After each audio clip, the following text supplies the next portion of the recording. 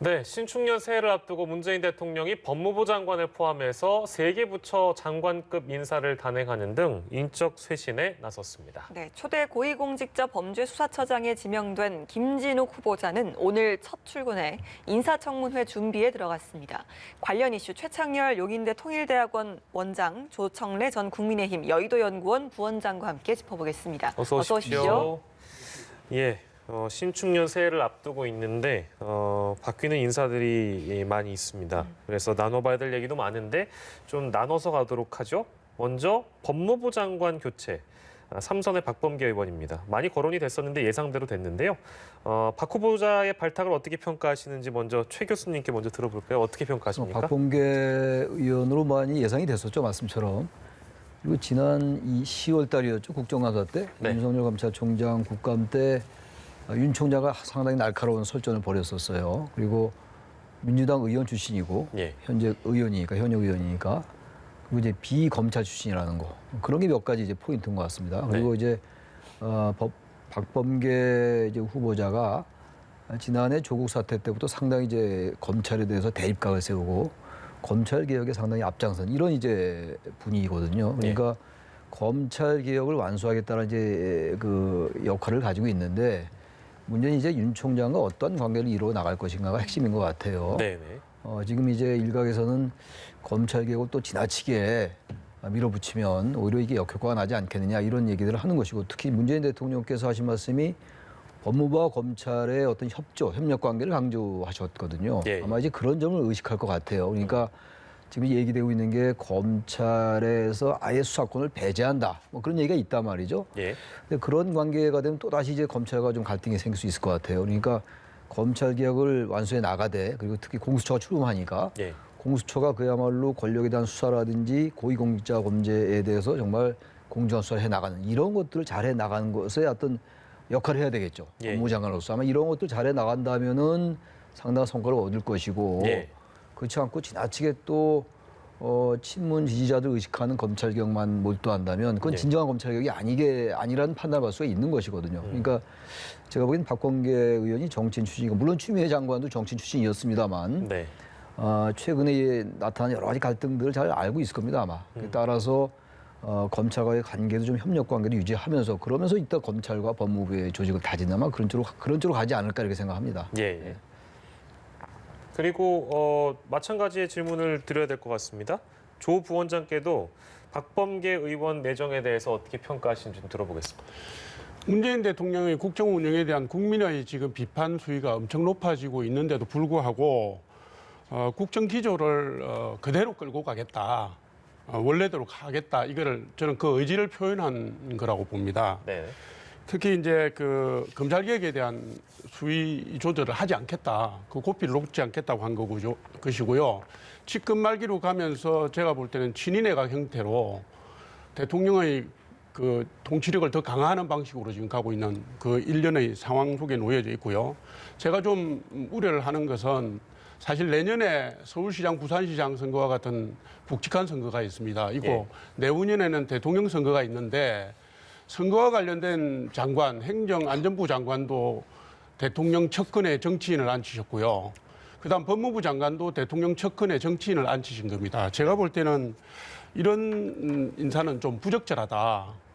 선거를 관리해야 되는 측면에서 본다면 저는 그리 평가합니다. 예, 아까 최 교수님께서는 좀 박 후보자와 또 윤석열 총장의 앞으로의 좀 관계, 법무부와 검찰의 관계에 대해서 당장 좀 지나치게 밀어붙이면 역효과가 연출될 수도 있기 때문에 좀 협력 유지를 좀 할 것이다라고 전망을 하셨는데 글쎄요, 조 원장님께서는 앞으로의 좀 법무부와 검찰의 관계를 좀 전망을 해보신다면 어떻게 보십니까? 지금 언론에서 박범계 후보자와 윤석열 총장 간의 개인적인 인연을 들어서 조금 물꼬가 트이지 않겠느냐 뭐 이렇게 보는데요.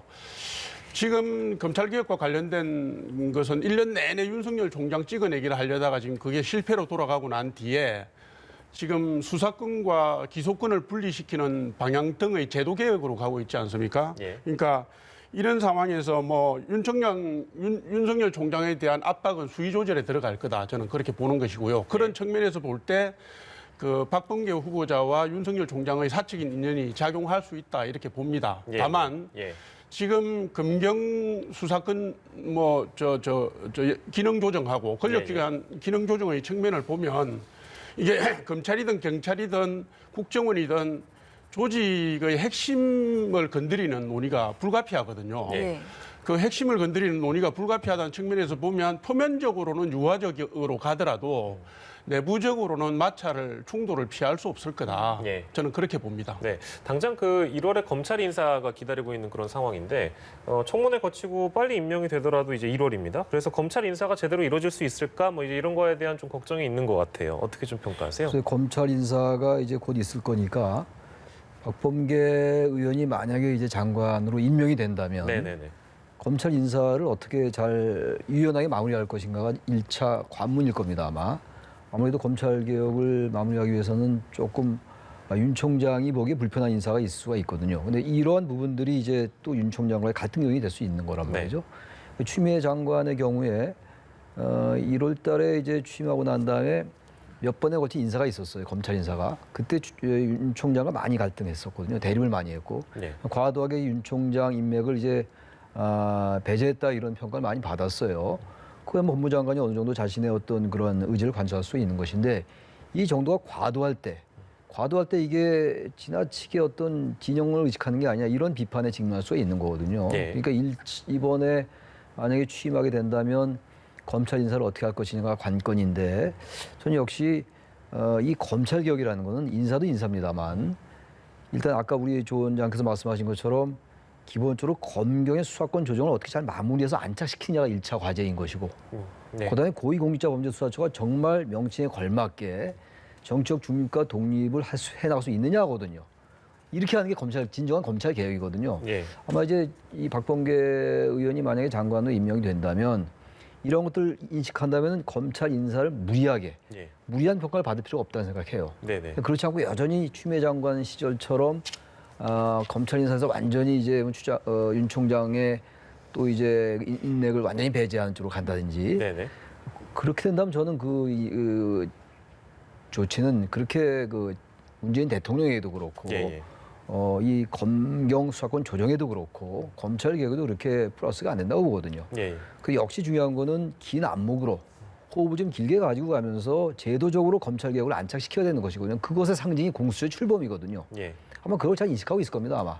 그런 식의 인식만 잘 기능한다면 검찰 개혁은 어쨌든 간에 또 검찰 내부의 문화도 바꿔야 되는 면이 많고 법무부도 마찬가지예요. 그다음에 1년 내내 지금 법무부와 검찰이 갈등을 겪어왔기 때문에 네. 이런 것들 잘 추스리는 게 박범계 후보자의 역할이라고 보거든요. 예. 그런 것도 잘 인식해 나간다면 큰 문제가 없을 것이고 반대의 경우라면 또다시 불협화음이 나올 수가 있다 이렇게 생각합니다. 당장 좀 1월 인사에서 좀 무리하게 날을 세우는 인사는 좀 나오지 않을 것이다라고 좀 평가를 해주셨는데요. 추미애 장관 입장문을 통해서 국민께 큰 혼란을 끼쳐 매우 송구하게 생각한다라고 좀 밝혔습니다. 윤석열 검찰총장에 대한 법원의 집행정지 결정 이후에 첫 공식 입장 표명인데 그럼에도 불구하고 법원의 결정은 수용하기 힘들다라고 했거든요. 어떻게 들으셨습니까? 추미애 장관은 뭐 사실 1년 내내 국민들에게 혼란을 주신 분이고요. 그 국정의 모든 아젠다가 그 문제로 다 빨려 들어갔습니다. 이게 심각한 손실을 사실은 초래를 했습니다. 그러니까 대통령께서 사과를 하시고 또 대통령과 민주당 수뇌부가 법원의 결정을 존중한다라고 발표를 했음에도 불구하고 고개를 숙였잖아요. 예. 그럼에도 불구하고 내내 말씀이 없으시다가 이번에 박범계 후보자 발표하는 날 맞춰가지고 이런 발표를 하셨어요. 예. 저는 이게 시기적으로 좀 늦고 부적절하다 이렇게 보는 것이고요. 저는 이제 의문을 제기하고 싶은 게 법무부 장관이 법원의 결정에 대해서 납득하기 힘들다면은 도대체 사법부의 결정을 인정하고 사법부의 독립성을 지키는 분은 도대체 누가 해야 됩니까? 이 정권에서. 저는 이런 과정을 정말 납득할 수가 없거든요. 물론 본인이 정치 지도자고 하니까 친문의 강성 지지자들을 신경 쓰지 않을 수 없었겠지만 네. 그 저간의 사정은 짐작할 수 있지만 그래도 정치 지도자라면 자기의 행동이나 자기의 말에 대해서 책임지는 모습을 보이는 게 옳다. 이 점을 지적하고 싶습니다. 예, 알겠습니다. 국민들께 큰 혼란을 끼쳐 매우 송구하게 생각한다. 추미애 장관의 입장문 얘기 저희가 해봤고 한정의 마찬가지로 삼선 의원입니다. 민주당의 정책위의장이기도 하고요. 환경부 장관 후보자도 이번 인사에서 눈에 띄는데 노동운동가로 많이 알려져 있는데 어제 이제 발표를 보니까 환경 정책에 대한 어떤 식견이 탁월하다라는 평가를 하고 있습니다. 근데 지금 가장 중요한 현안이 중대재해법이라서요. 이 중대재해법과 관련해서 혹시 그 중재 실마리를 찾을 수 있을까? 이거에 대한 기대도 마찬가지로 있는 것 같아요. 그래서 중대재해기업처벌법인데 네네네. 이게 지금 이 노동계와 이 경영계의 양쪽의 이 이해관계가 워낙 첨예하게 대립하고 있는 상황이란 말이에요. 네네네. 이걸 어떻게 잘 조화시켜 나가냐의 문제예요. 이 법의 이제 그 쟁점은 예. 그러니까 말하자면 이거죠. 처벌의 대상이라든지 수위라든지 그리고 법이 이제 만들어졌을 때 유예 기간이라든지 이런 것들이 쟁점이에요 지금. 근데 민주당에서도 좀 이제 노동계의 의견을 대폭 받아들이고 싶어도 경영계는 또 경영계대로의 입장이 있어요. 그러니까 이른바 오너가 일선 현장에서 이루어진 사고를 다 책임져야 되느냐. 게다가 징벌적 배상이 이루어지게 되면 과연 경영인들이 소신껏 기업 활동할 수 있느냐. 만약 그렇게 된다면 오히려 더 고용에도 악영향을 준다. 이런 논리거든요. 예. 그러니까 집권 세력으로서는 이러한 부분들 전혀 배제할 수 없다는 거예요. 이건 참 어려운 얘기인 것 같아요. 그렇지만 어쨌든 지금 노동자들이 상당히 희생을 겪고 있는 거는 구조적인 문제가 분명히 있는 거거든요. 네. 근데 그 문제를 하려면 또 경영계의 반발이 또 논리가 있어 보이고 그러다 보니까 이 중대재해처벌법이 중대재해기업처벌법이 예. 나중에 설령 통과된다 하더라도 누더기법이 되는 거 아니냐 이런 우려가 또 있는 거란 말이에요. 네네. 그래서 이 부분은요 어느 한쪽의 의견을 다 받아들일 수는 도저히 없어요. 그래서 너무 과도하게 노동자들의 여러 가지 희생이나 어려움을 의식하지 않고 인식하지 않고 너무 경영계 쪽의 얘기를 들어준 쪽으로 하면 안 된다 이거는. 네. 어쨌든 간에 그 양쪽을 조화시켜야 되는데 지금 최근에 정부 입법이나 이런 것들 보면 민주당으로서도 대단히 곤혹스러워하는 것 같아요 지금. 정부도 어쨌든 경영계 입장을 의식 안 할 수가 없죠. 그런데 너무 또 이게 아무런 문제가 없이 처벌을 안 받으면 역시 구조적으로 이 문제가 해결되기 어려운 거거든요. 그래서 민주당도 그렇고 국민의힘도 그렇고 이거는 정말로 양쪽에서 그런 노동의 편을 좀 서야 될 것 같아요. 이 부분은. 경영의 입장을 완전히 무시할 수는 없기 때문에 여러 지금 이런 그 난항이 있는 건데 그렇다 하더라도 약자는 역시 노동자들이거든요. 노동자들의 입장을 좀 많이 살피는 쪽에서 범위와 대상과 이런 걸 좀 조절할 필요가 있다라고 생각합니다. 예. 예. 한정희 후보자는 이제 과거에 그 산업안전보건법 개정안을 좀 통과에 결정적 역할을 한 인물이기 때문에 앞으로의 좀 행보에 관심이 좀 쏠리는데 이 중대재해법 논의가 이제 어느 정도 속도를 내지 못하면서 이낙연 대표가 김종인 위원장을 찾아가서 영수회담을 제안을 했습니다. 대통령과의 영수회담 가능성은 좀 어떻게 전망을 하시고 또 그 중대재해법을 좀 갈등을 풀 수 있는 어떤 실마리가 나올 수 있을지 이 부분에 대해서도 좀 궁금합니다. 그 영수회담 제의를 한 것 그 뉴스 자체만 보면 다소 희망적인 관측을 품게 합니다. 예. 그런데 이낙연 대표께서 대통령께 말씀드리고 제안한 게 아니라 적석에서 했다고 말씀하셨거든요.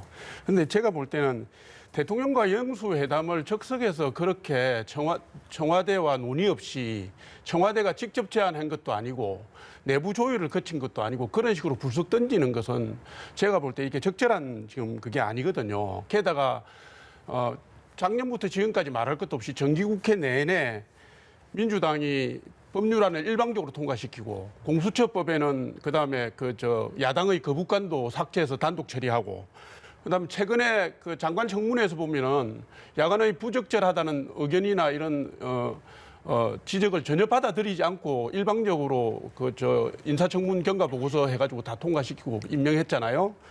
이렇게 하다가 지금 상황이 어려워지니까 여야 협치라는 카드로 제가 볼 때는 예. 민주당이 상황을 정리하고 건너가려고 던진 제안인 것 같고요. 예. 그다음에 중대재해기업처벌법은 사실 지금 조금 전에 최 원장님께서 말씀하셨지만 처벌 대상과 처벌 수위 이게 지금 합의가 안 되고 있는 겁니다. 네네. 예를 들면 장관이라든가 지방자치단체장을 처벌 대상에 넣을 거냐 말 거냐. 그다음에 처벌 기간에 벌금과 형벌을 가할 때 최소단위 상한을 둘 거냐 말 거냐 이게 아직 합의가 안 됐고 예. 민주당, 국민의힘, 정의당이 합의가 안 됐고 경제단체도 의견을 제시했고 대법원도 부적절하다는 의견을 이미 제시를 했습니다. 예. 따라서 이거를 조합해서 합의해서 가려고 한다면 지금 민주당이 얘기하는 것처럼 1월 8일 임시국회 이전에 통과되기는 저는 어려울 것이라고 보는 것이고요. 예, 예. 그래서 결론적으로 말씀드리면 이런 상태면 영수회담도 진지하게 가기 힘들다 보는 것이고 중대재해기업처벌법도 예. 제가 볼 때 의회민주주의의 원래 합의 정선을 먼저 살리는 진정성을 보여야 된다 이렇게 봅니다. 예. 이벤트성 말고요. 네네. 저는 이걸 이벤트라고 봅니다. 알겠습니다. 그래도 이제 영수회담이라는 표현이 어제 이제 대대적으로 보도가 됐고 꽉 막힌 여야 관계를 어떻게 좀 풀어갈 수 있을까에 대한 그런 해법 차원으로 많이 이제 해석을 하는 것 같습니다. 아무튼 기대가 있는 것은 분명한 것 같은데요. 오늘 말씀 여기서 좀 정리를 해야 될 것 같습니다. 오늘 두 분의 전문가와 정치권 이슈 다뤄봤습니다. 최창렬 용인대 통일대학원장, 조청래 전 국민의힘 여의도연구원 부원장과 이 시간 함께했습니다. 고맙습니다. 맞습니다.